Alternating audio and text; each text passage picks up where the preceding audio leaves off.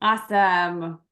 Well, Dr. Amy Rosner is here, and my name is Jennifer Ostman with Primal Health Coach Institute. I'm so excited to be chatting with you today, and we have a lot to cover.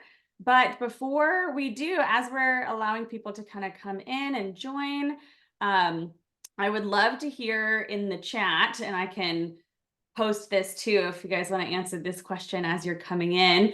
I know these webinars are open for everybody, and which means that I imagine that if you're here and you're joining us today, you're going to be either a graduate of the Primal Health Coach Institute, or currently in a course at the Primal Health Coach Institute, or maybe you're interested in joining or enrolling in a course. So if we get anybody to join, right here at the beginning, I'd love to hear from you, like where you're tuning in from and kind of where you are in your health coaching journey. And what you're excited to learn about today. We're going to talk with Dr. Amy, and we have lots of time for asking her your questions. So obviously, please drop those in the chat and we will get started. So Dr. Amy, again, thank you so much for being here with us today. I am so excited to dive into what you do, all the details of your practice and your business, all of the skills that you've brought together into one kind of amazing practice. And then, of course, I want to talk about what you offer in your book and everything. Let's see, we've got, the chat is disabled. Thank you for letting me know. Okay, attendees can chat with everyone. Let's see, did that fix that? Let's test that out. Thanks, Jake. Yay. Appreciate you. Awesome. Now we've got the chat enabled and we've got the Q&A box enabled. Christine's here from Massachusetts. You're MPHC. Awesome. Warren from Florida. Sheila from Wisconsin, enrolled in the health coaching program. Awesome. Francis from Boston. Catherine from the UK. Very nice. Jake from the UK. Very good. Shannon from South Carolina. Awesome. I'm so glad you guys are here. Lauren from London. Love it. So yeah, that sounds like we've got a few who are enrolled as coaches. Just starting. Donna from North Texas, enrolled in 2019, just starting. Awesome. Donna, I'm from North Texas. I'm here as well. Katrina from Washington State, from Austin, proud graduate. Love it. It was all access pass a couple weeks ago. Fantastic. Shooting to be nationally board certified within the next year. That's great, Warren. I love that all access pass. That is really, really an amazing opportunity to get all of those programs under your belt. Wonderful. Well, thank you for being here. Thank you for being active in the chat. Appreciate it. I'm glad I got that enabled. So without further ado, Dr. Amy, I'd love to introduce you. Have you introduce yourself? Tell us, about your practice, about your business, and, how you decided to become a primal health coach. Yeah, well, thank you so much for having me on here. It's really exciting for me as an OG of just following the whole primal health movement since it started when Mark's Daily Apple started. And I've been a health coach for about 5 years through the Primal Health Coach Institute. So can you guys hear me okay? I just saw that someone is having sound issues. Okay, good. Okay, Christine. But okay. it's exciting to geek out with you over all things health coaching, or grok out, I guess, in our case, is it? Love it. So yeah, so I'm a long time advocate of primal, the whole primal lifestyle, not just diet, but everything. And so when I started my current practice almost 11 years ago now, man, I didn't think I'd make it through the first year. And here it is, almost 11 years later. It's really congratulations. Amazing. Thank you. And so, yeah, I mean, I was already in that mindset. So I think, when I went to school, I was very focused on brain evolution and everything. And so I've always been more, into the, kind of primal message. It just fits with how my head works anyway. So, and I've had a lot of success personally and with my clients as well. So when I started my practice, it was coaching life coaching.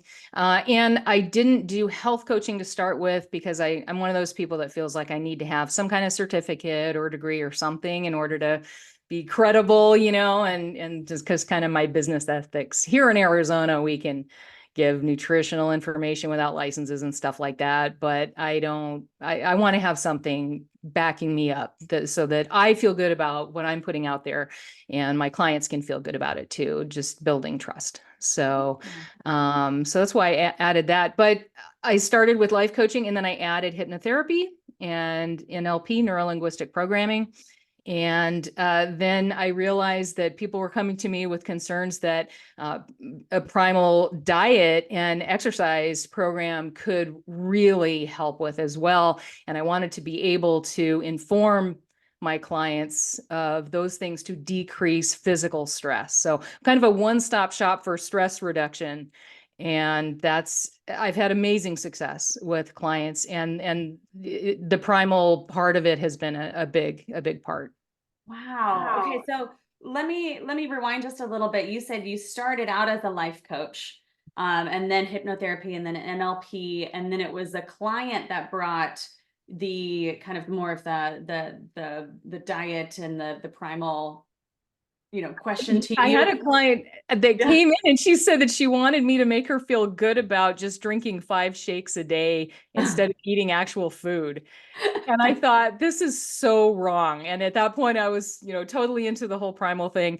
And I'm like, that I am not your girl for that, And so I found kind of I was new and I needed business. And I thought, well, maybe I can help her get away from this Oh, attitude. Maybe I can help yeah. her, do better and feel better. And so I came up, you got to get sneaky with brains. You got to get sneaky. And so I came up with a sneaky way of getting her head in this mentality of doing what's healthiest for her. And I did some coaching with her on the front end about benefits of eating actual, whole food as opposed to, doing, processed shakes. And she knew that that wasn't the healthiest way to go, but she was just desperate to lose weight. Mm, So she went into the session, that hypnotherapy session, with the knowledge that what she was thinking she wanted to do was healthy. I mean, was not healthy, but she wanted to do it anyway. But what I did was I made some of the suggestions kind of ambiguous, and just talked about, you enjoy eating only healthy food now, things like that. Because she wouldn't let me say like meat and vegetables or anything like that, or fruit. I couldn't put any of that in my suggestions. huh. And so I just said healthy and let her brain fill in what is healthy.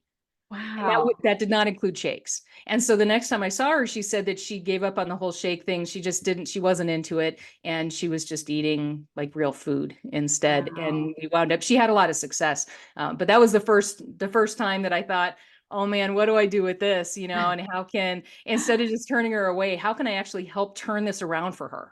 Yeah, Right. and I love that. I'm so excited to dive into the hypnotherapy with you because it is amazing how what you say about it's already in our brains, right? Like she knew what was already healthy for her, and it wasn't the shakes, even though she wanted permission from you to say yes, the shakes were healthy, even though she knew it wasn't. Before we dive into that, though, I'd love to hear your take on the big difference between life coaching and health coaching, because you were a life coach and obviously this is what brought you to, that client story has brought you to health coaching. So what was it that really changed in your practice when you became a health coach, since you are already working as a life coach?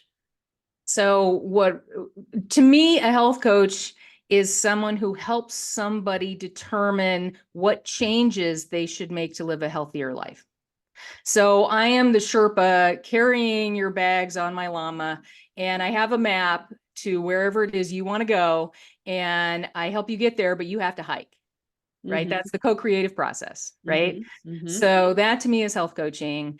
And I mean, coaching in general is, whether life coaching or health any coaching, no matter what, you put on the front end of that, it's all coaching. And coaching is, helping somebody, if someone's running around a track, you're running around the track with them, as opposed to if you were doing psychotherapy, counseling, something like that. For example, you'd be up in the stands watching what the person's doing wrong.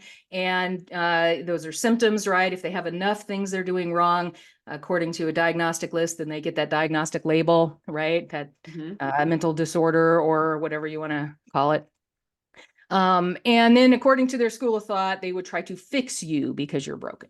And I never resonated with that. So I got a PhD in psychology and I could go clinical or experimental. I went experimental and did brain research and wanted to know how the brain worked. And then in practice, I just didn't see the brain as doing things that were broken, except in rare cases, perhaps. But overall, if someone has some programming that's difficult for them, making life difficult, it probably served them at one time.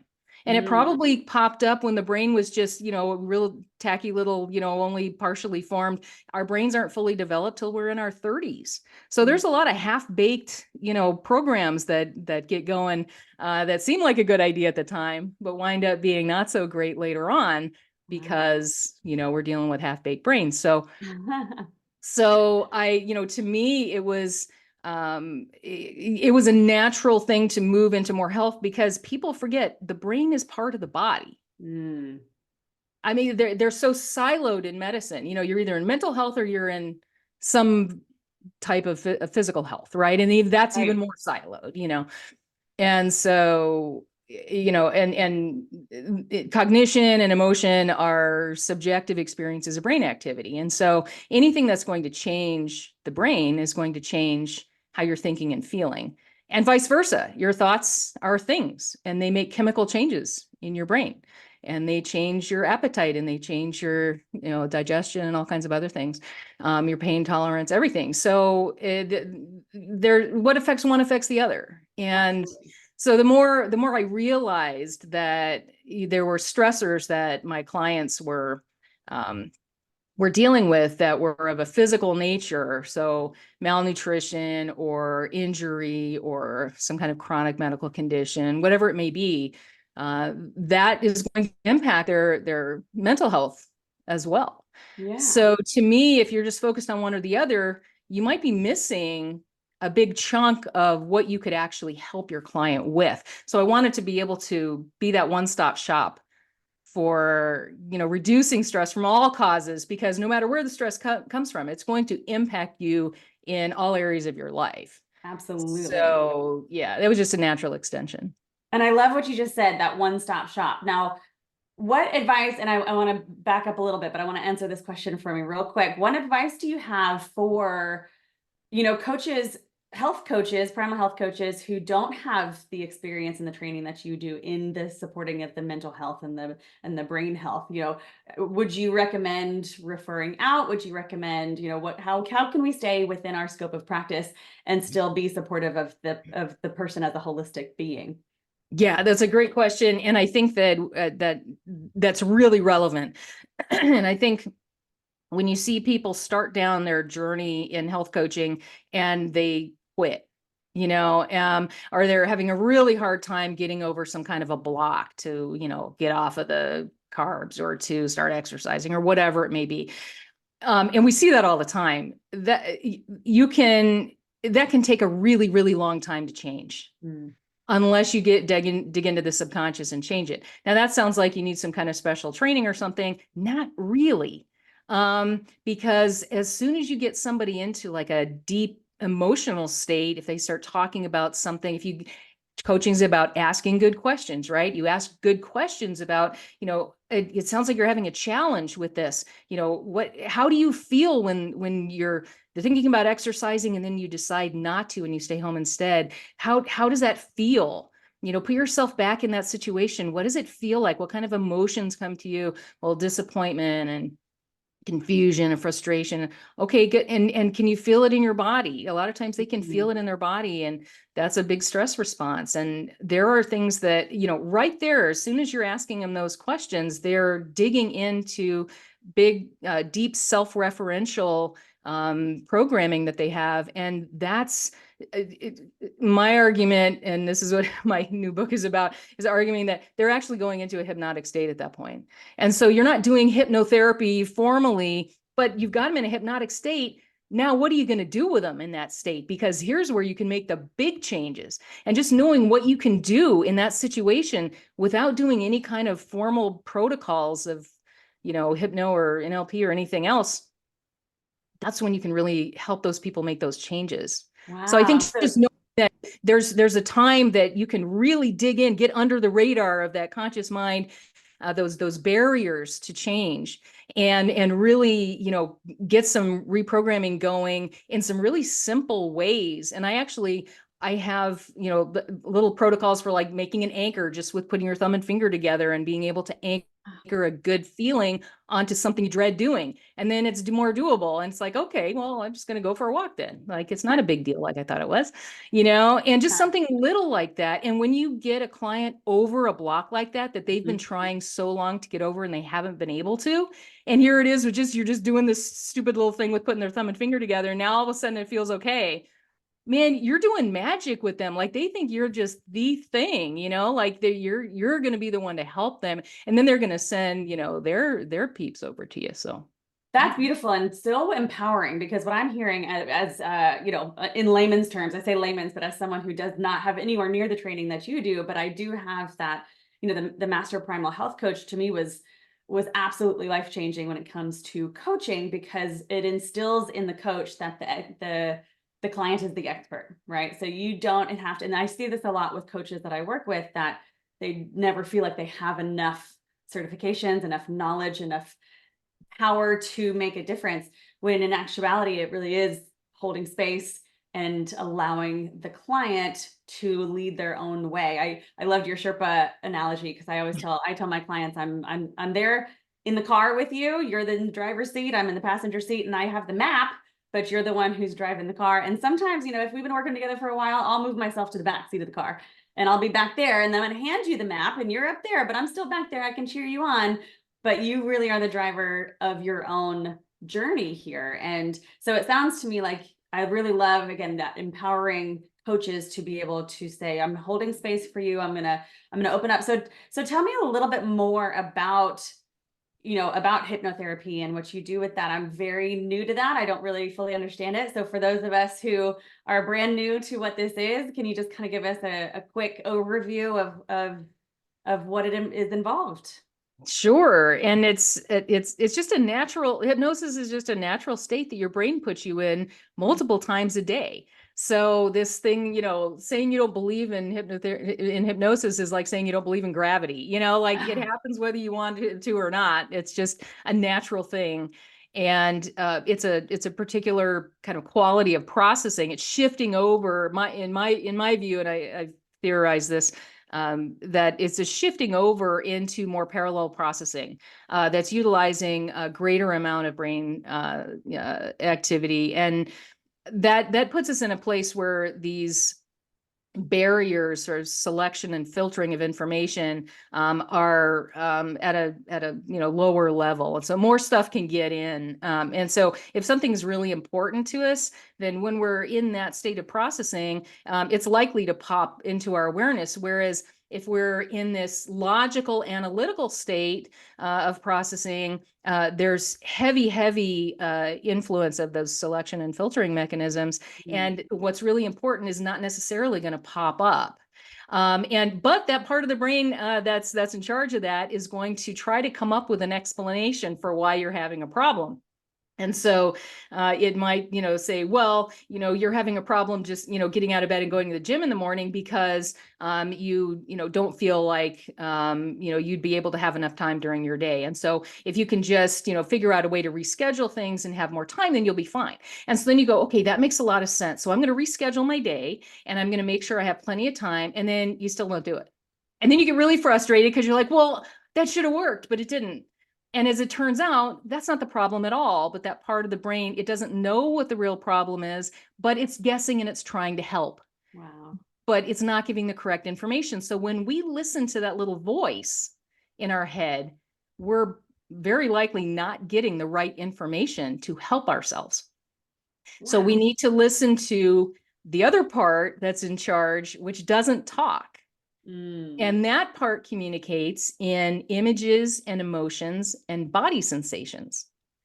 And so if we just kind of sit quietly and we stop talking to ourselves and take a few deep breaths and focus on the breath and just get nice and relaxed, and then we visualize ourselves going to the gym in the morning. And we feel how that feels in our body.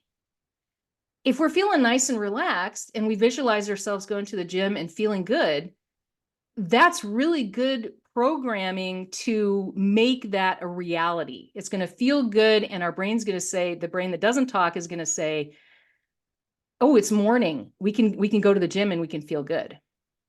And the stronger that is, the more you're likely to actually do it. And so repetition is your best friend for things like that, because getting that person to keep doing that imagery and feeling good about it is going to help. Now, what if they visualize themselves going to the gym in the morning and it doesn't feel good, right? They feel like a crick in their neck, and then it moves down to their, right big toe and then over to their left elbow, right? That's not a physical cause to that feeling. That's your subconscious mind saying, no, there's something about this that we don't like. This isn't resonating with us. It's not working for us.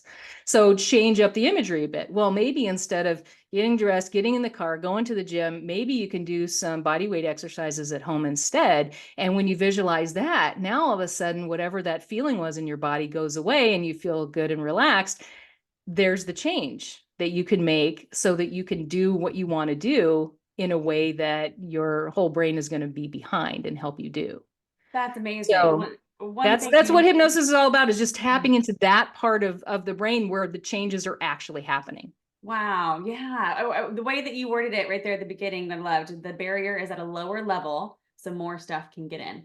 And that visual for me, that really resonated, because I immediately felt myself saying, oh yeah, I can see this barrier, right? I can see this barrier up, and I do this with clients too. You see that barrier come up and you're like, how in the world do we work on getting that barrier to come down so that you just are open enough to start to feel the changes that, and gosh, I guess that's sounds very, very powerful. I'm also imagining, I work with a lot of women who come from diet culture, right? And so I'm thinking about that physical, that feeling of going to the gym and wanting it to feel good, whereas we've been just inundated and conditioned to feel that the gym is punishment for eating poorly, and that's our punishment. We have to hurt ourselves in the gym as punishment for indulging. And gosh, I bet, do you deal with that at all in your practice? I imagine that getting over that barrier is Yes, one. absolutely. Absolutely. That and then some. There are so Yeah. many barriers that we put up. Yeah. And I would argue that they're all done with, parts of our personality that want the best for us. And so if Mhm. there's a part that's blocking us from something, putting up one of those barriers, there's a reason for it. And I think that just trying to forget that it's there and just push harder. It's all about discipline and willpower. That's going to fail every time long term. It might help a little in the near future, but it's not going to help long term. So, Mhm. that's that. Instead of pushing against it, you know, figure out what it is. You Yeah. can dig and figure out, ask those good questions. That's why you're a coach. You're asking the good questions, right? So Yes. ask questions having to do with what that block is. And then listen to what that person's saying and watch the body language. Because remember, the part that has the right answers has control of the body, but it isn't verbal. Mm. So sometimes people will say, I'll say, well, okay, so do you really want to quit smoking? And they'll say, yeah, I do. And I'm like, okay, so why are you curled up like a pretzel now when you said that? And they won't even know they do it. They'll look down and they'll like, laugh. And I'm like, Oh, I guess I so can. why do I you guess think I that do is? do Why that. do you think you have a block against that? And so that you ask the questions, and you dig a little deeper, and you let the client really kind of get into what that is. And the more self-referential that client gets and the more emotional that client gets, the more real information is going to be coming up. And that's the helpful stuff. That's where you can get away from that block. Now tell me, do you do most of your work virtually, or do you do in person? I'm imagining, watching someone's visual cues. Are you able to do that virtually? Yeah, in fact, most of my business is virtual now. It was almost all in person to start with. And then I've been wanting to, my retirement plan is to be on a beach, toes in the sand somewhere, doing virtual sessions once in a while and writing and things like that. And so I've been making myself more and more mobile, got rid of my file cabinet and everything. And so now everything's online. And so, I had to develop some techniques to allow for, because most of what I was taught has to do with touch. So touch, different parts of the body for different types of anchoring. And so I redid my protocols in a way that allows me to do those same kind of sessions, but online without that touch component, or having the client do that for themselves. So and it works great. And so with COVID and more people, wanting to just stay in the comfort of their own home and do things online, I have people right down the street that prefer to do virtual sessions just because they're, at home comfy in their bed. And that's a great place to do hypno, is comfy in your bed. Like, there's no better place. Why not? Absolutely. Yeah. So now almost all of my business is online. There are a few people that like coming in person, but even people that initially just wanted to come in person now prefer to come online. Amazing. Amazing. Okay. I want to dive into a little bit more primal principles for mental health, but Warren does have a question. I want to get to his question first. Can this imagery come from visual sources and have the same effect? For instance, my clients that struggle with drinking, I'll have them use a paper calendar and they'll use a red and green marker. At the start of the day, they'll put a green mark through the day. And at the end of the day, they'll put either a green or red mark, depending on whether they drink or not. The more green they see, the more motivated they get not to drink. That's a really cool idea. I hadn't thought of that. I hadn't heard that before, but that's a really cool idea. So as long as something like that, a really like clever strategy like that is working, that's a conscious strategy, right? So that's, and they're getting this, but they're getting subconscious emotional reinforcement from the color, right? And so that's great. And that may be all that client needs to get off of the booze. It may not be though. And if it isn't, then they need something a little bit deeper. And that's, traditionally that's been a realm of what we call analytical hypnotherapy or regression therapy. We can go back to times previous in their life, have them review an event and find out what kind of programming came out of that, like traumatic programming or limiting beliefs that might have come out of that have then been, that person's been trying to resolve with the alcohol.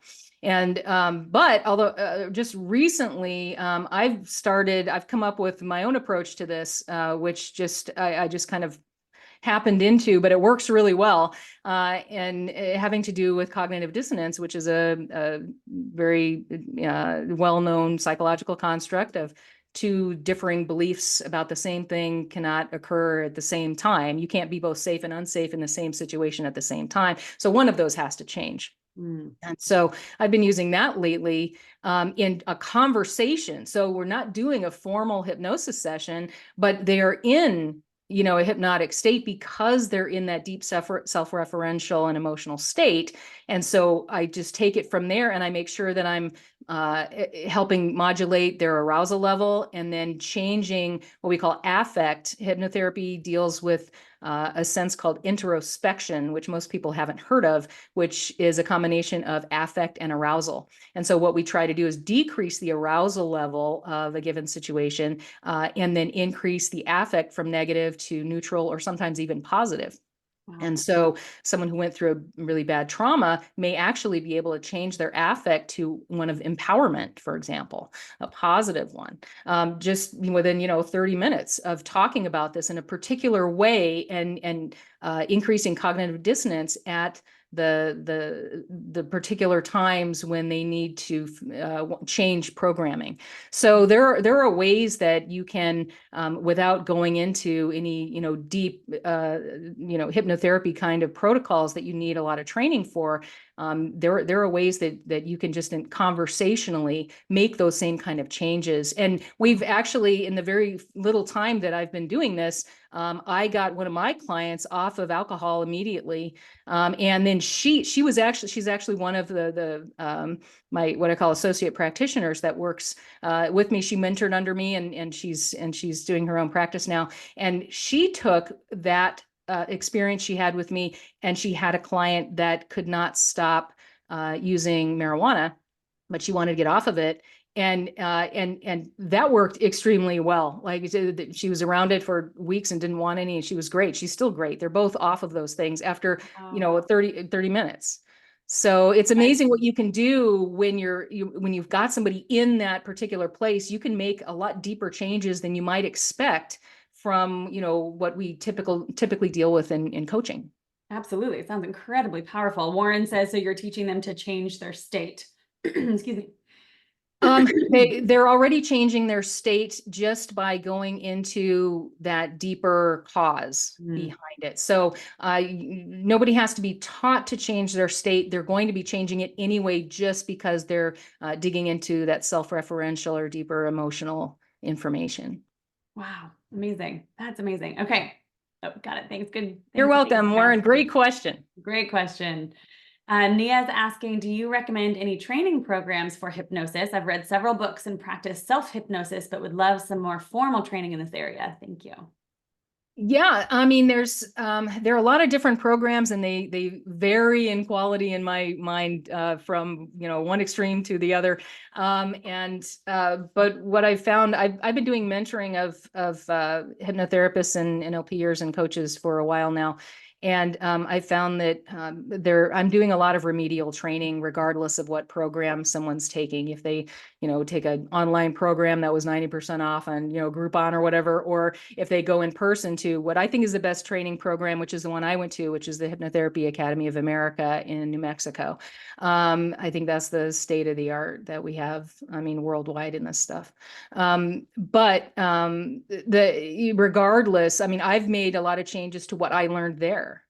So, my thing is helping people with whatever background you have, go off in the direction that resonates with you as a practitioner, and learning the things that are really going to help you. I have coaches that don't want to be doing any kind of formal hypnotherapy, but they want to use my, resolving dissonance stuff to have a conversation with a client and be able to get them past one of those bumps. Like, coaches, when you're running around the track with your client, you're helping them go where they want to go, getting away from the obstacles, right? But if you have these kinds of subconsciously oriented protocols on board, it's like you got a big old laser gun on your shoulder and you're just zapping those those blocks, those obstructions, and they're not there anymore. And so when you do that, then I mean, they can just run, they can just move forward really quickly. So I think it's important, maybe, find a practitioner that you like, or somebody you think you can really learn from, and with some basic training. I mean, either go for a really good program, like I did. I had to cash in a retirement plan to go. So, I mean, if you're in that situation, that's great. If you're not, but you want more advanced training, then, I mean, that's why I started my mentoring program. So, I mean, feel free to get in touch if you want to, and we can chat. I don't know any other program like what I'm doing, which is why I'm doing it, because it just wasn't out there. So yeah, that was my next question, was how do you have a mentoring program, and how do people work with you, practitioners? I love doing it, and I'm getting more and more people. I'm building it up into a really amazing, supportive little community of people that are being nice and creative with their approaches. They're doing what resonates with them and not doing what doesn't. They're changing up their protocols into ways that they have really good success with their clients. I'm trying to keep them balanced. You can have a lot of certifications and no experience, and you're not going to be doing really good work. You're going to be scared all the time because you don't feel you're going to have imposter syndrome and everything. But if you bring that, and I've told a number of my mentees, I'm like, okay, no more talk of certifications or graduate degrees. Just stop it all right now until you've had like 100 sessions. Then we can talk again, right? And then kind of bring that into balance. And then I have, others that have a ton of experience and no formal education around it. So I'm remediating their training, in that kind of stuff. And so as long as you bring those things into balance, then you're on a good path, and you're going to keep growing in what kind of protocols you use and how you use them, you're the entire time you're in practice. It's just an ongoing journey. That is the truth. I think that it's really important to have that balance. Gosh, I love that visual. I have also worked with quite a few coaches who want more certifications, and don't want to see anybody. And then you find that, I mean, in my personal experience, absolutely, the more clients I see, the more confident I am. And I think we all, as coaches, also have to give ourselves grace with the learning process, right? I look back on, years ago, and some of the advice and some of the things I was of course working within my scope of practice, but still some of the things I recommended or put out there into the world, I think I get a little cringy now looking at that and thinking, oh gosh, I was obviously very green and very new. And that's okay. That's part of the learning process. And I didn't need another certification. I mean, certifications, obviously you have to have the base so that you are working within your scope of practice and you have the foundation for which to take people through a recommendation and a protocol, but really getting that coaching experience under your belt. I think that's fantastic advice. I love that. Kind of along those lines, there's a question: any advice for getting business started during that first year getting into coaching? It's hard. Like I said, I didn't think I was going to make it. The first month I got myself an office because, like I said, the protocols I learned involved touch and I had to be person to person. So I needed a storefront. So that was like a huge thing. It was like, oh my gosh, and I got into a 2-year lease and I thought, oh my God, I'm never going to be able to make the payments, right? And I remember being in my Jeep out in the parking lot and hyperventilating, and my then boyfriend, now husband, was calming me down, talking me down off of the ledge, and he's like, you got this, you got this. And that first month, if I hadn't sold a pair of earrings at the local yoga studio for $29, I wouldn't have made rent on the office. So like, that's how close it was, but then, I kept thinking, okay, for 2 years, I lived in fear of everybody I knew that was interested in doing this work with me has already talked to me about it. So when is the well going to dry up of potential clients? And I was thinking about it all wrong. I realized later, it's everybody knows hundreds of people, or maybe if you're a realtor, thousands. They seem to know a whole lot of people. But all these people. And when somebody that is in need of a service you've had that was good, they're going to tell them about you. So they are marketing for you.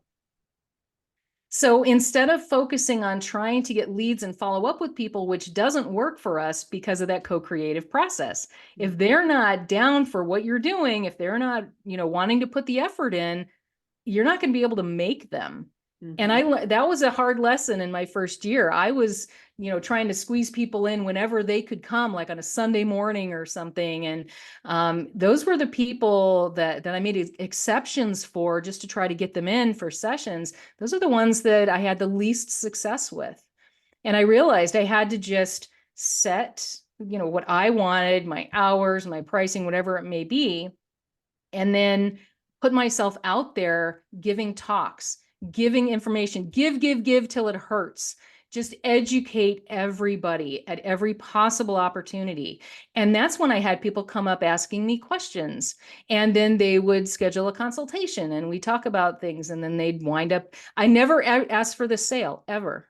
I never asked, so do you want to do sessions? I would always wait until they would say, well, so how can I sign up? And if you just keep giving and you're not trying to get them to sign up, they feel that. They feel that you're there trying to help them. It's more kind of for their benefit than for yours, is the impression that they kind of get, Yeah. And they want that. They want someone who's got their best interest at heart and not just trying to get more business for themselves. So the more I put myself out there, the more talks I gave, the more information I gave out, the more people were interested and wanted to talk to me, and I'd get more consultations on my books. And then I would just give as much information as I could. I would give them some things they could start doing immediately.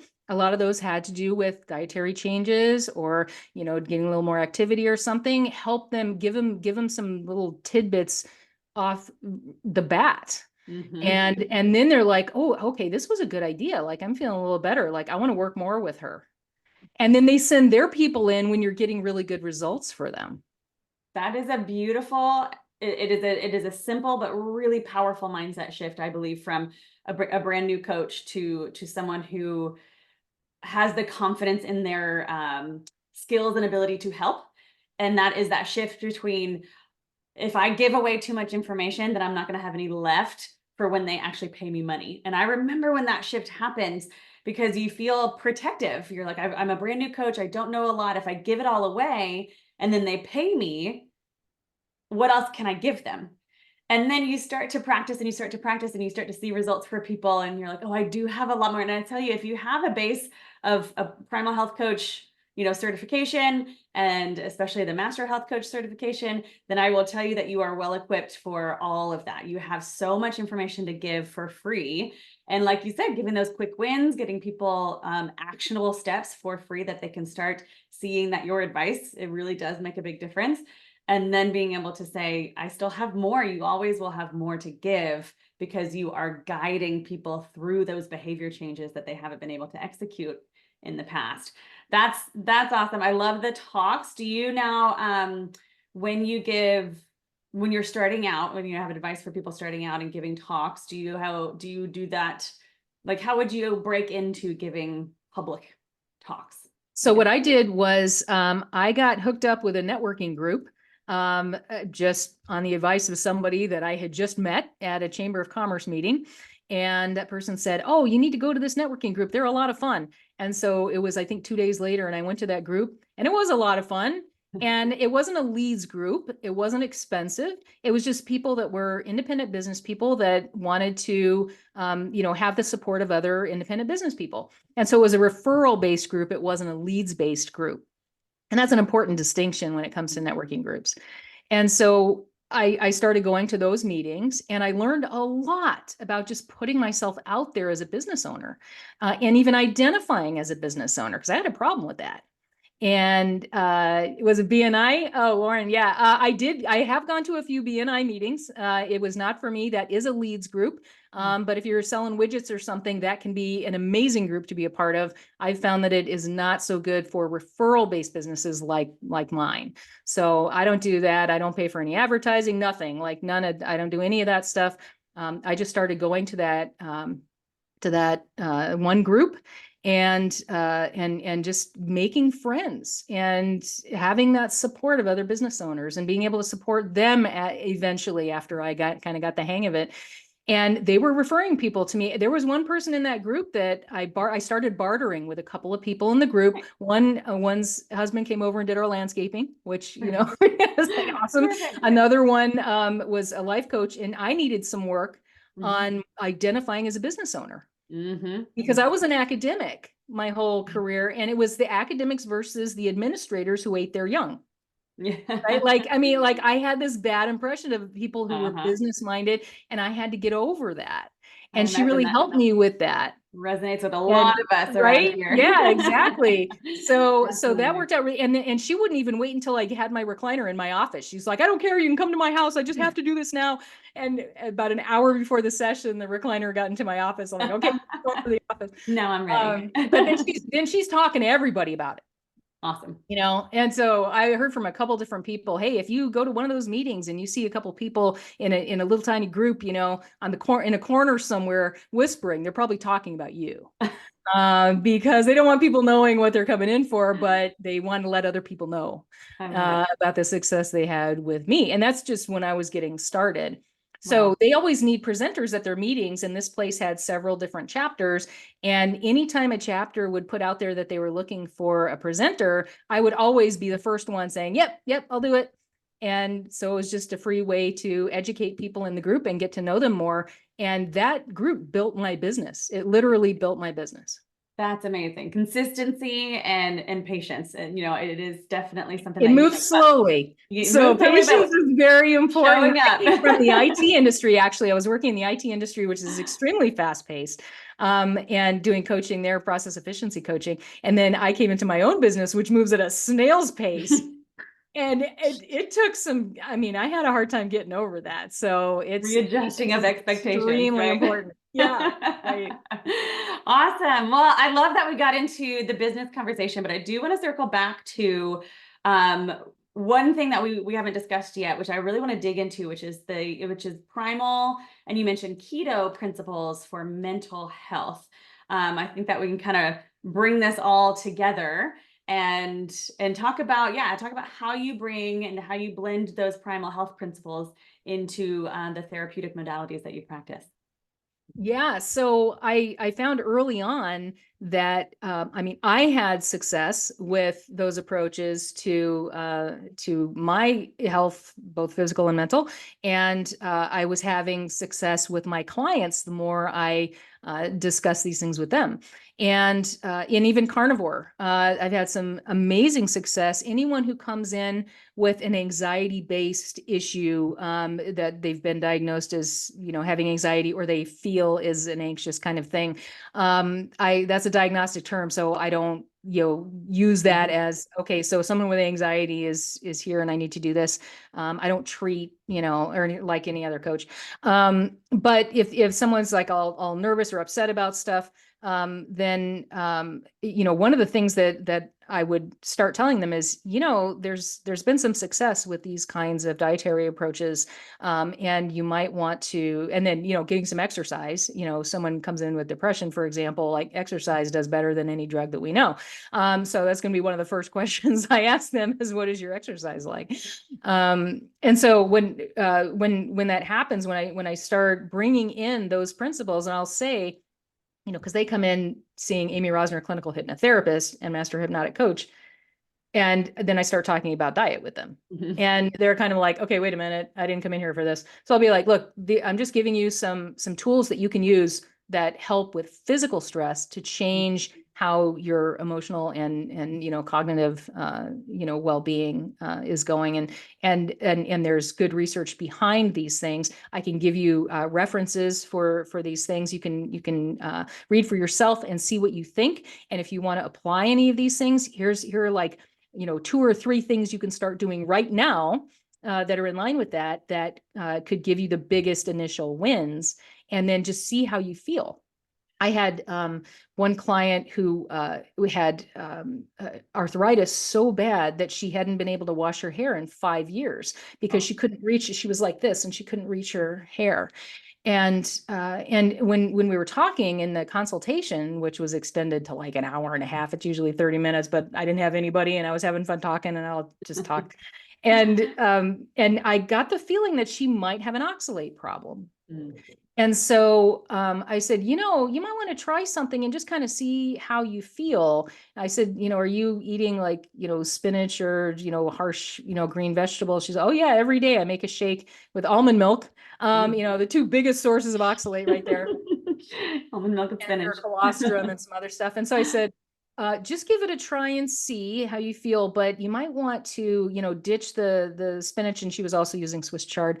And instead of the almond milk, use coconut milk, which is low oxalate, and just see how it goes. She got back to me. She said within 24 hours, she could wash her hair. Oh my She gosh, noticed that's both just physical life. and psychological change. So right there, she's like, okay, this chick's onto something, Yeah. I would And say then I had that she knows what she's somebody talking about. I had somebody else who was in great shape, and she's a big runner and everything. And, but she was having some, discomfort, just general, her health was not what she wanted it to be. And she had very similar things going on. And I told her the same thing. I said, do you eat spinach? She said, only every day for 30 years, and she made shakes with almond milk. Yeah. And so I told her to do the same thing, substitute lettuce for the spinach and coconut milk for the almond milk. She said she noticed, she too, in great shape. Within 24 hours, she noticed both physical and psychological changes for the better. Wow. So it's, I'll give somebody like little tidbits like that are going along these lines that I know can really help mental health, and people with anxiety related illnesses, people with anger issues, all kinds of things. Like I've had huge success not only doing reprogramming like I do, traditionally, but in getting them to make a few little changes in their diet, and it's been an amazing addition just by incorporating those things.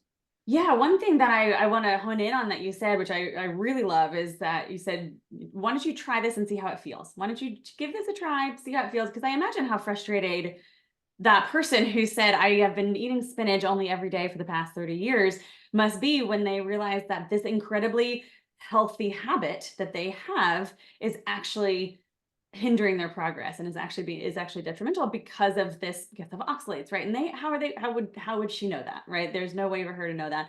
But there are I find a lot of speaking of barriers, right? Obstacles and that mental just kind of wall that we put up when we say, well, but I read this, I heard this, this is the new information, this is what's supposed to be healthy. And so one thing that changed when I went from a nutrition coach to a board certified master primal health coach, because I learned these tactics for behavior change, was the idea of self-experimentation. So now that's my foundation of my practice is, let's let go of what the news tells you is good for you. Let's let go of what you've been told is healthy forever. And let's just do a self-experiment. Let's just see, why don't you try getting rid of spinach for 30 days and just see what happens. You know what? It is totally up to you, because now you become the expert of your body. You are the one who knows, well, yeah, okay, this study over here said that spinach is really good for you, but I know now that it does not work for me on an individual level, because I conducted that experiment with my scientist hat on, without any, preconceived notion of what should is good and bad and what I should be doing versus, hey, this is the variable that I'm gonna experiment with and see what happens. So I just think that's a beautiful thing, to take that morality out of what we're eating and say, I'm gonna try this for me. I do the same thing. I tell all my clients, see yourself as a single subject experiment. Yes. And my background is in experimental research, so brain research. So I mean that's just where I live. And so I always tell them, it's just be a single subject experiment. And just because something may be good for most people doesn't mean that your body really wants that. So just try things out. And I had a client that had extreme anxiety and anger issues. And she could have been an underwear model, like she was gorgeous. And that's why she had those issues, is because those things were highly related. But I had her go try a carnivore diet, which she was interested in doing. And she was going from like almost vegetarian to a carnivore diet. And so it was a rough ride at first, but she is nothing if not, like disciplined and empowered in that way, because she was trained to be. And even if she doesn't like it, she'll make sure she does it, because that's the only way she feels any sense of self-worth, right? Mm-hmm. And so she was doing that. She was on it. And she said the first couple of weeks were rough, but she said then she said within like a week and a half, she could see her abs for the first time. And she's like, I'm a believer, and then after that, she got kind of like kind of wishy-washy, and felt she needed to include a greens drink every day. And I said, okay, well, yeah. I mean, why do you think that? Just out of curiosity. She said, because everyone's telling me that. And I said, well, try it. She said, but I'm afraid. And I said, why? She said, because I've never felt this good in my entire life. Wow. And I said, well, try it. If it doesn't feel good, you know that that's not something your body wants. But, don't be afraid to try anything. You can always stop. Exactly, that you're not going to do anything permanent by trying a green drink for a few days to see, or by going carnivore, or by going carnivore for a few days. However long you want. Yeah. That's exactly right. That's exactly right. Yeah. Nia says, love this. I've gotten to where I am through N=1. And the more I learn, the more I really believe it's the way to go. I could not agree more. I love the questions I get from, friends and family and community, right? Should I try this? I've heard this. Should I do this? Now I've heard this is good for you. Should I try this? I'm like, yeah, try it. Try anything, there is no reason not to use this time that we have to be an experiment on ourselves and see how it makes you feel. The worst thing that can happen is that it doesn't make us feel good. And so we know we can go back to the things that do make us feel good. Again, we become the experts of our own bodies. And so we know what works for us. All right, Dr. Amy, thank you so much. I would love to hear about your book, Reconstructing Reality. And I'd love to drop it in the chat, the Amazon link for your book. Tell me all about it.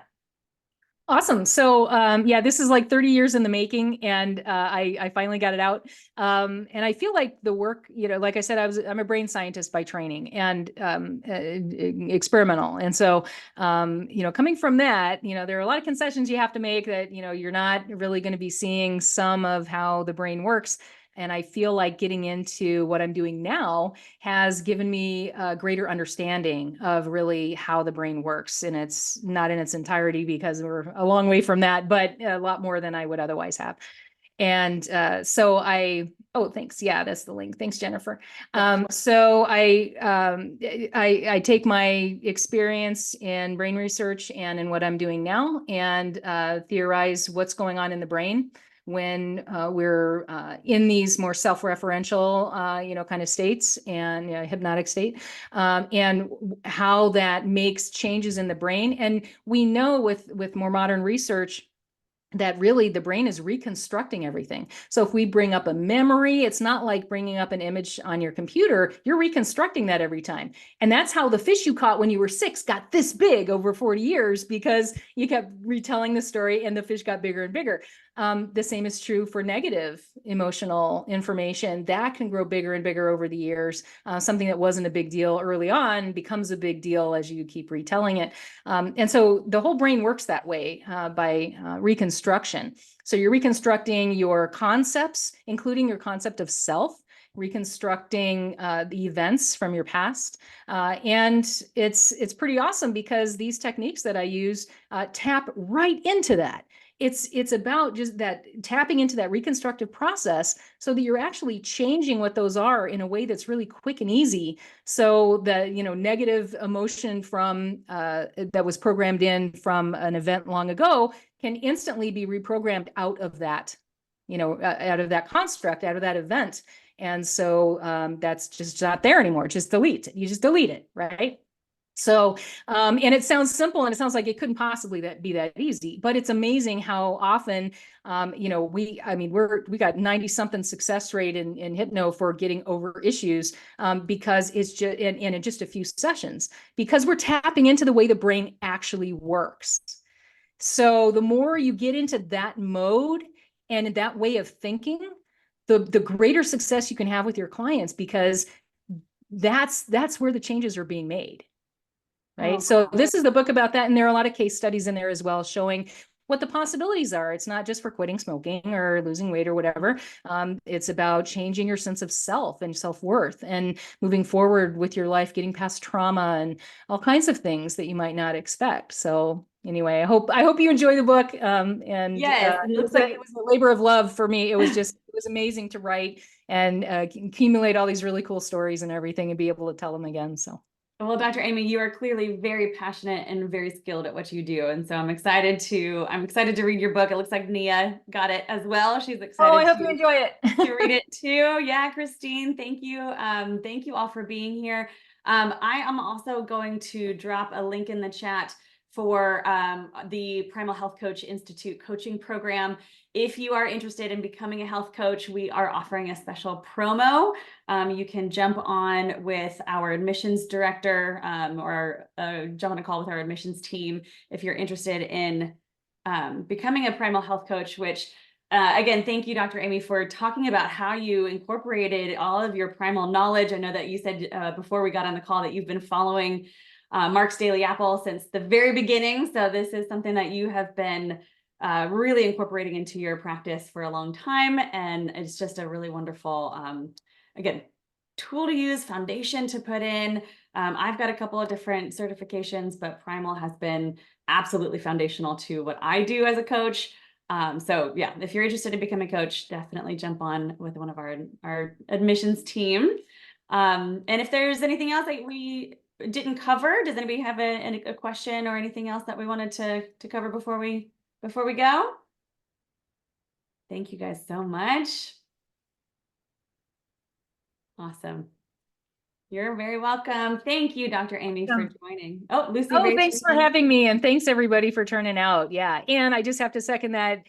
If you're going to get a health coaching certification, go through Primal Health Coaching Institute, because it is absolutely, in my opinion, that's what I recommend for everybody. It's really helpful for even mental health issues that that you are going to be seeing one way or another, but you may or may not do anything about them, right? So as long as now you know to look out for them, and you're going to need to do something about them, because that's where you're going to get really big success for your clients. I love that. I love that. Accidental hand raise. Okay, Lucy, I'm happy to unmute you if you would like to talk, but if it was an accidental, you don't have to. No problem. Awesome. Thank you so much. You guys have a great rest of your day, and I appreciate you being here. Thanks, Dr. Amy.